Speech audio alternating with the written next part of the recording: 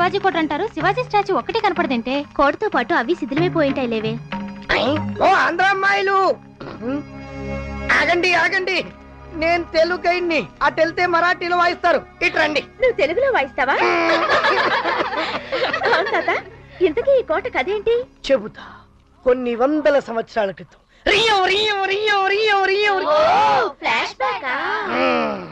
ఇక్కడ బహ్మనీ సుల్తాన్ అనే రాజు ఉండేవాడు. ఆ రాజుకో కొడుకుండేవాడు. ఆ కొడుకు పేరు యువరా. వాడొక పేదింటి అమ్మాయిని ప్రేమించాడు.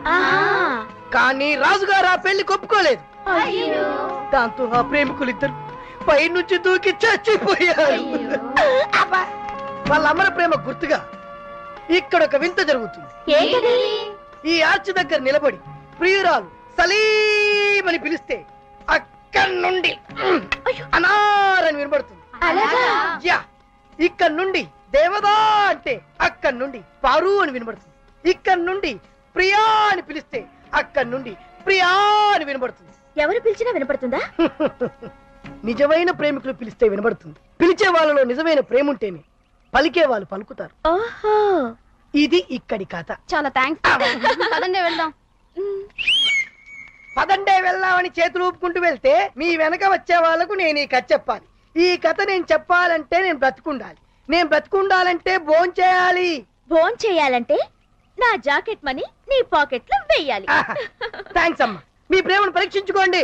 ఆ సుబ్బారావు నీ కోసం ట్రై చేస్తున్నాడు కదే, అతన్ని చూడగానే నీ పైట కూడా సారిపోతుంది. నువ్వు ఒకసారి ట్రై చేయవే. ట్రై చేయాలి. Okay okay okay okay. Subbarao,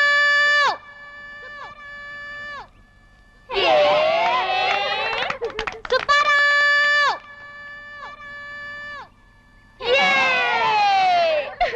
నిన్న సుబ్బారావు నిజంగా లవ్ చేయట్లేదు అనుకుంటానే. చెప్తా చెప్తా, ఆ సుబ్బిగడితో లంగా ఉతికిస్తా.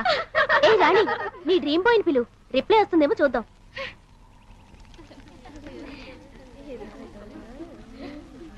ఓ my god, what happened? I forgot my handkerchief. మీరు వెళ్ళండి, నేను ఇప్పుడే వస్తాను.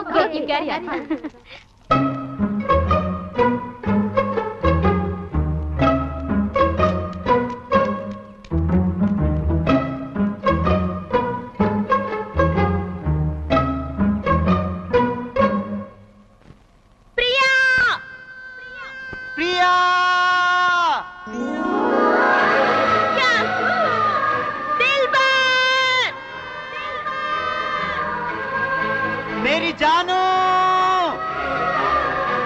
సలీం, अनार।